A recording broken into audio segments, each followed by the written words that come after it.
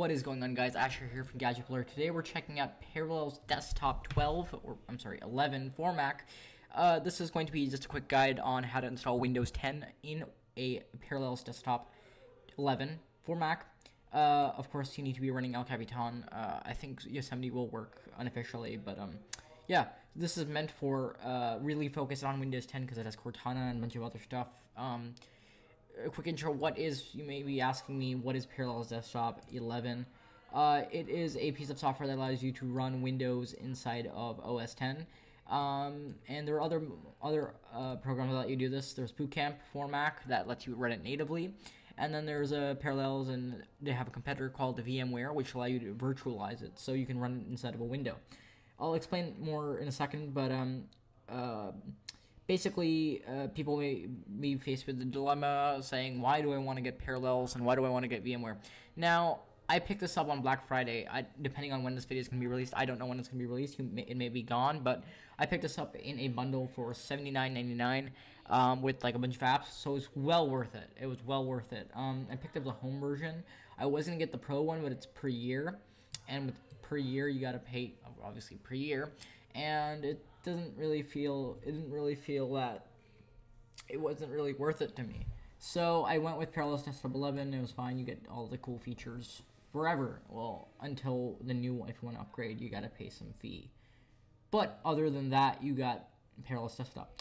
There is a competitor, as I said, VMware Fusion, but I prefer Parallels because they have more features. VMware is more stable, but I have not experienced any issues with Parallels, so I'm sticking with them. There is another thing that which is my reason of getting Parallels instead of VMware, is that Parallels' is only product is the software. VMware makes a bunch of stuff, so their main focus isn't just VMware Fusion. There's a bunch of other programs that they have to put their focus on. So I like to have I like to have Parallels. So that's basically the way.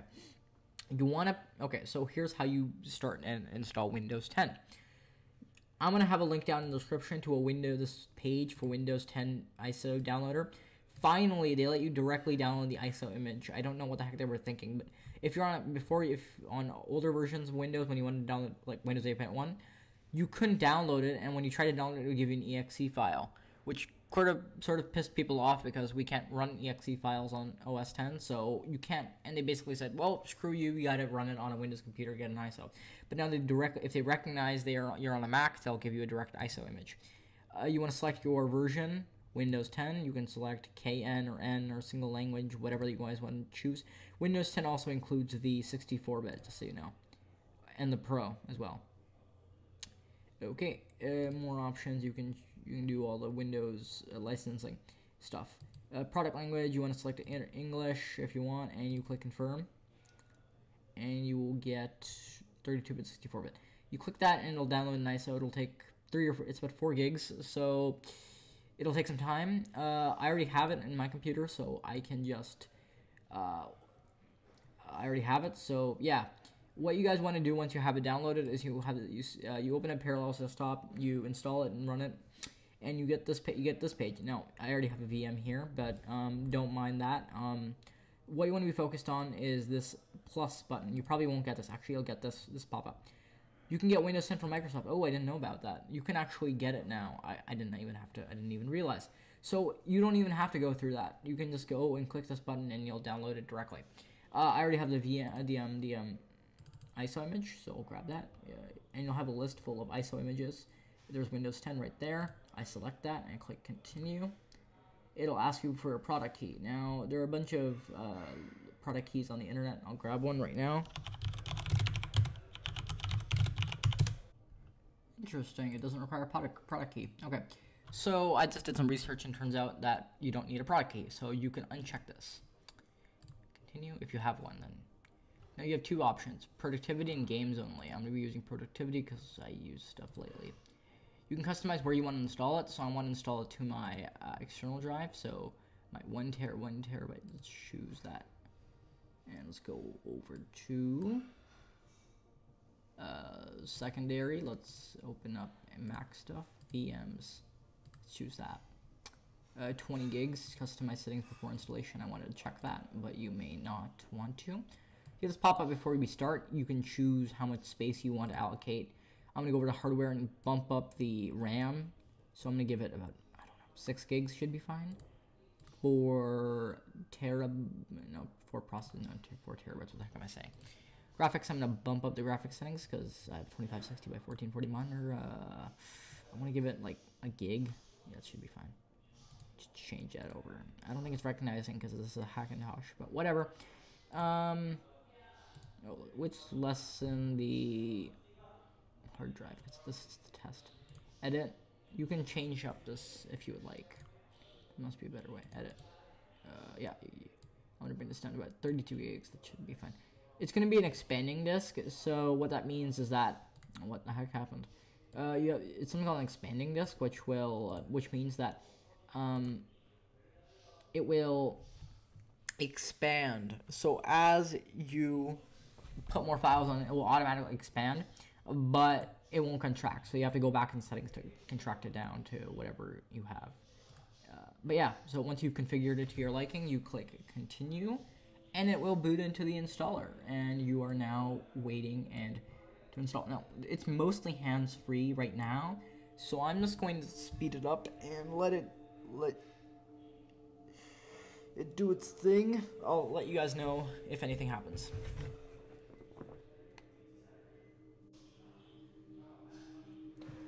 Aha. Okay. So you get a selection here. You get Windows 10 Pro or Windows 10 Home. I'm going to choose Windows 10 Pro because that's what I want. And it's probably going to prompt me for a product key now. No, it doesn't. Weird. Okay. Now it's going to install Windows. That's all I really need to do.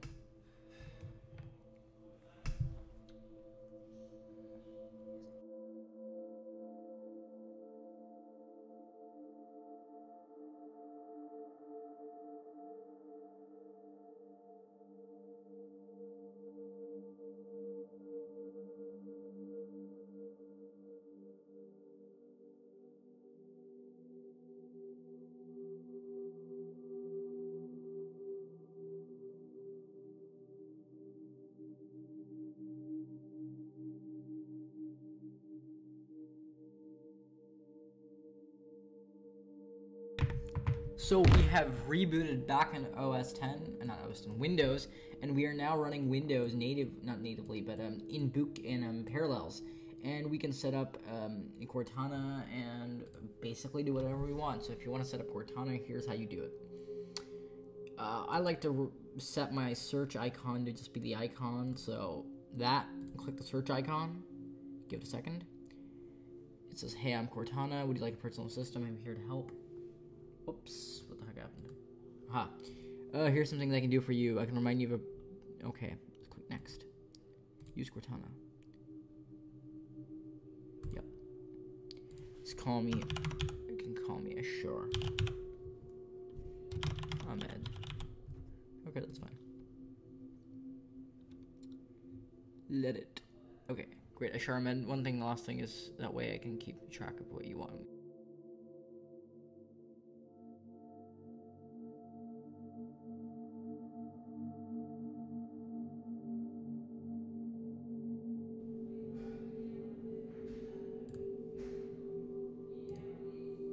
Hey Cortana, what's the weather like? Right now, it's -2 and mostly clear. Ooh. Hey Cortana, if it works. Looks like Hey Cortana is not working. I don't know why it's not working. Let's see. Aha! Let Cortana respond to Hey Cortana to anyone. Hey Cortana. What's the weather like? Right now, it's -2 and mostly clear. Alright, that works. Now, if you want to actually use it on a Mac, what you want to do is you want to exit this mode, exit this full screen mode if you're already in it, and you want to go to Windowed and actually enter something called coherence mode. That will let you run it while you're in a Mac. So you're going to put in coherence, it's going to start coherence, and it's going to mesh Windows and OS 10. So when you click the icon, you're going to have this. So you can say, hey Cortana, what's the weather like? It's currently -2 and mostly clear. So you can see there, Cortana does respond to our input, and it works quite well on OS 10. That's all you guys have to do. If you have an exe file, Cortana will run for you. Cortana Windows will run for you. But that's basically it. I guess that's how you install Windows 10 on a Mac. Everything is quite the same as you would normally use it. Your Windows 10 button, your icon here is your start menu, so you go to settings if you want to activate it, and it runs as if you were running it on a Mac or a Windows computer.